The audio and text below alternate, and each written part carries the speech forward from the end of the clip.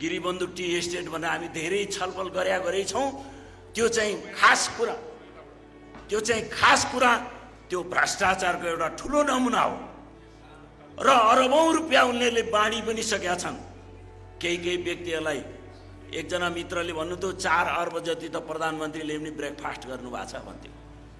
यस्तै कसले ब्रेकफास्ट गरेका छन्, कसले डिनर गरेका छन्, यस्तो खालको काम भएको छ। यस्ता कुराहरू आज यो सबै कुरा किन बन्नु पर्यो? सरकार भुटानी शरणार्थी काण्डको खोजी हुँदै खास ठाउँमा पुग्दै थियो, त्यसलाई छेक्नु पर्ने भयो। गिरिबन्धु टी स्टेटको पनि खोजी सुरु हुने भयो, त्यसलाई पनि छेक्नु पर्यो।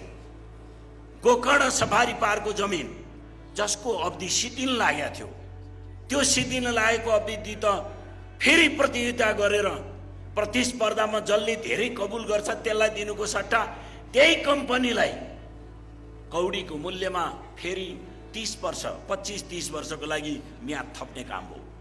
यस्ता अपराधपूर्ण कामहरू भइरहेछन्।